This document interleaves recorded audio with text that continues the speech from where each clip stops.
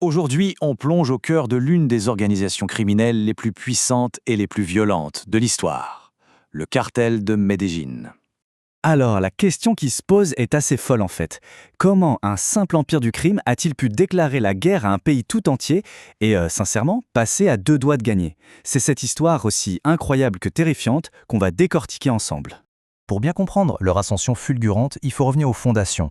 Qu'est-ce que c'était exactement le cartel de Medellín et comment cet empire de la cocaïne a-t-il pu voir le jour? La définition officielle fait déjà froid dans le dos. Une organisation criminelle de type terroriste, puissante et surtout méthodiquement organisée. Depuis leur fief de Medellín en Colombie, ils s'apprêtaient à marquer le pays au fer rouge. Mais qui étaient les têtes pensantes derrière cette machine de guerre? Il y avait bien sûr Pablo Escobar, le visage le plus connu du cartel, mais aussi les frères Ochoa, qui étaient un peu les cerveaux logistiques, et Gonzalo Rodríguez Gacha, le maître de la violence brute. À eux tous, ils ont transformé ce qu'il était qu'une simple opération de trafic en une véritable multinationale du crime. Leur modèle économique, c'était un pipeline redoutablement efficace, en 4 étapes bien distinctes.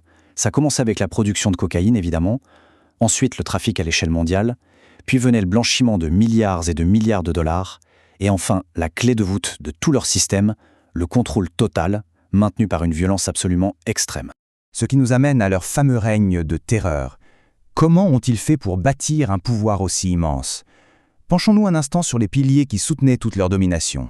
Ce chiffre, il est juste stupéfiant. 80%. Il faut prendre une seconde pour réaliser ce que ça veut dire. À son apogée, le cartel contrôlait 80% de tout le marché mondial de la cocaïne. C'est un quasi-monopole qui leur a donné une puissance financière et donc une puissance d'action presque sans limite. Et cette citation résume parfaitement l'ambiance de l'époque.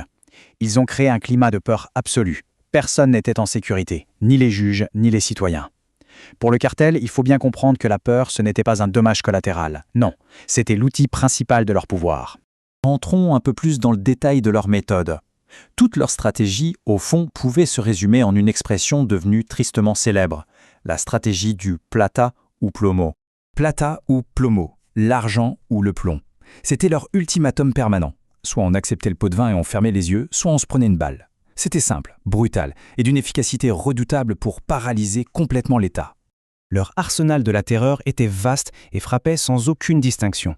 On parle de voitures piégées qui explosaient dans des rues bondées, d'assassinats ciblés de ministres, de juges, de journalistes, mais aussi de massacres de civils et de policiers, et d'enlèvements qui sont devenus monnaie courante. La violence était leur langage quotidien.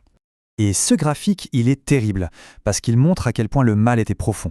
La politique, le système judiciaire, les forces de l'ordre, tous les piliers de la société étaient infiltrés à des niveaux juste alarmants.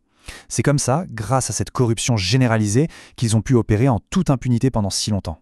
Tout ça nous amène inévitablement à la cicatrice laissée sur la Colombie. Une cicatrice qui est bien plus profonde que ce qu'on imagine, avec des blessures qui, pour certaines, ne sont toujours pas refermées aujourd'hui. D'un côté, il y avait la promesse, le mirage vendu par le cartel, la richesse facile, le pouvoir, un certain ordre, mais un ordre imposé par la peur. Et de l'autre, il y avait la réalité, le cauchemar absolu, une quasi-guerre civile, des institutions complètement détruites et des générations entières de jeunes sacrifiés. Le coût humain est tout simplement incalculable. Des milliers et des milliers de vies innocentes perdues.